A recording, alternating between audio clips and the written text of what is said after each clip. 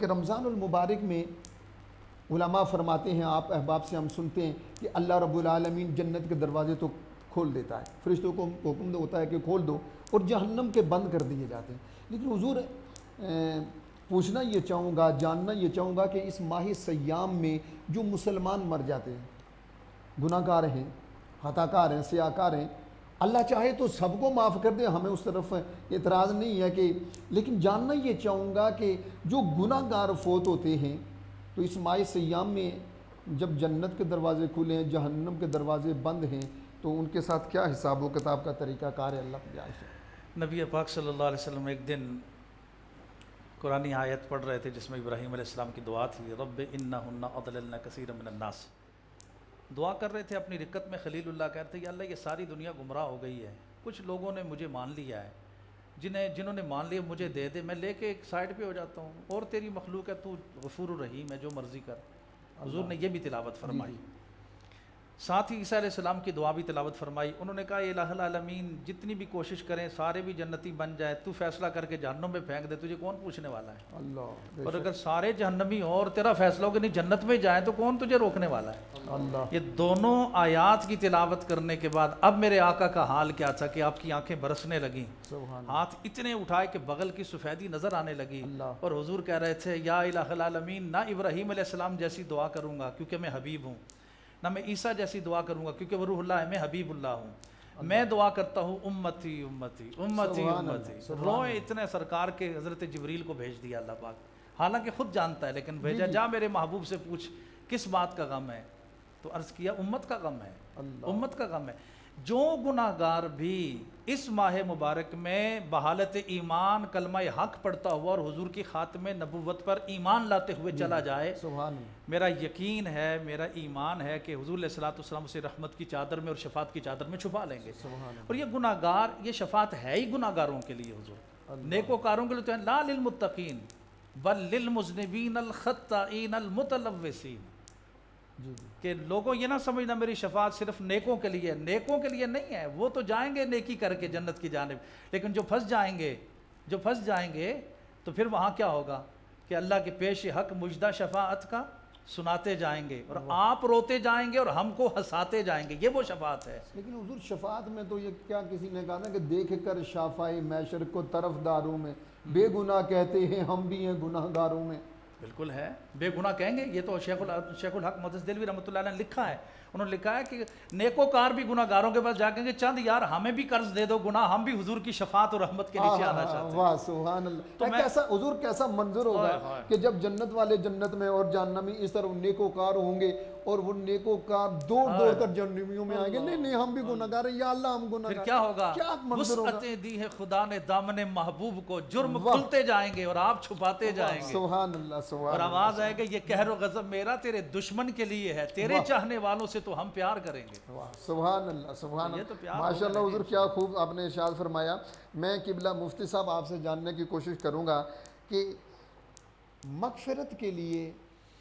اس ماہ سیام میں بالخصوص اور باقی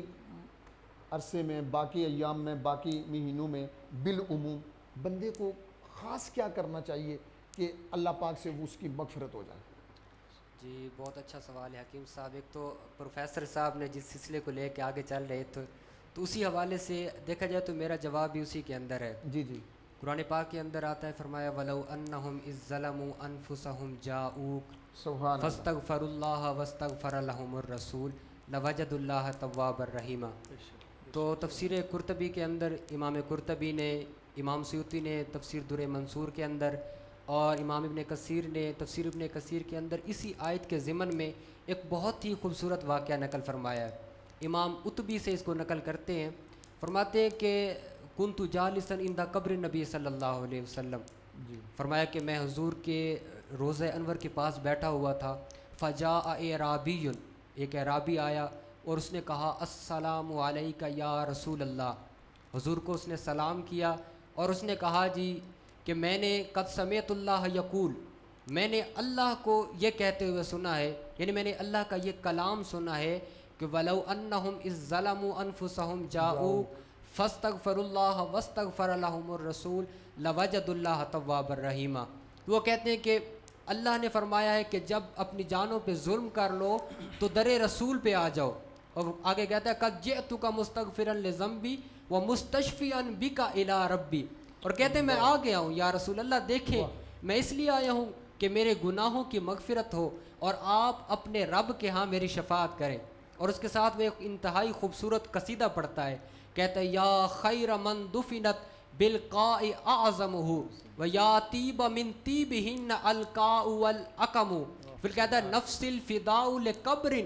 انت ساکنہ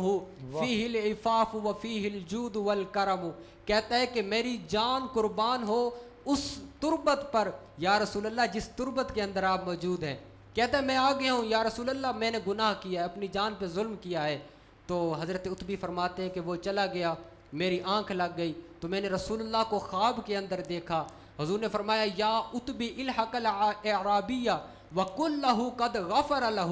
اس عتبی اے عتبی جا کے اس اعرابی کو ملو اور اس کو بتاؤ کہ تمہارے رب نے تمہارے گناہ معاف کر دیے ہیں۔ تو دیکھیں یہ طریقہ کار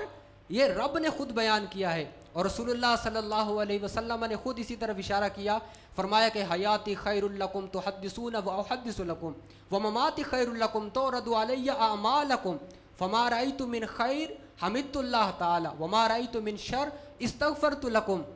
فرمایا میری یہ ظاہری زندگی بھی تمہارے لیے بہتر ہے، تم مجھ سے سیکھتے ہو، میں تمہیں حدیثیں بیان کرتا ہوں، اور جب میں دنیا سے ظاہری وصال کر جاؤں گا تو یہ بھی تمہارے لیے بہتر ہے، تمہارے اعمال مجھ پر پیش ہوتے ہیں، اور جب میں اس میں سے اچھے اعمال دیکھوں گا تو رب کا شکر کروں گا، اور جب اس میں سے کوئی ایسے اعمال ہوں تو میں اللہ سے تمہارے لیے معافی کا سوال کروں گا۔ تو میں اس بات کو ختم کرنا چاہتا ہوں کہ جو طریقہ کار رب نے ہمیں سکھایا ہے، جو رسول نے سکھایا ہے کہ ہمیشہ ہم در رسول کے توسل کے بغیر معافی مانگیں گے تو وہ ایک ناقص عمل ہے، تو ہم نے جب بھی معافی مانگنی ہے رسول اللہ کے در کا وسیلہ دینا ہے تو انشاءاللہ اللہ تعالی ہماری مغفرت فرمائے گا۔ ماشاءاللہ، یعنی میں یہ سمجھاؤں کہ آپ نے یہ ہمارے ناظرین کو یہ بتانا چاہا ہے کہ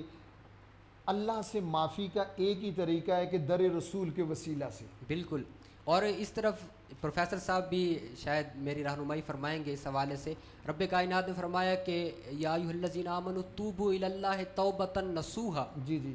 کہ خالص توبہ کرو۔ مختلف مفسرین کرام نے اس کے نصوحا کے بہت سارے معنی کیے ہیں، تو آج ہی میں تفسیر رازی کے اندر پڑھ رہا تھا، تو نصوحا کا معنی ہوتا ہے خالص توبہ، جس کے اندر کوئی کمی کوئی کجی جو ہے وہ باقی نہ رہے۔ تو ان کے معنی میں سے ایک ظاہری معنی یہ بھی لیا گیا ہے کہ تم ایسی توبہ کرو جس توبہ کی تمہیں نصیحت کی گئی ہے، اور نصیحت کون سی کی گئی ہے؟ وہ نصیحت یہی ہے کہ وَلَوْ أَنَّهُمْ إِذْ ظَلَمُوا أَنفُسَهُمْ جَاءُوكَ، در رسول پہ آ کے توبہ کرو، تمہاری توبہ قبول ہو جائے گی۔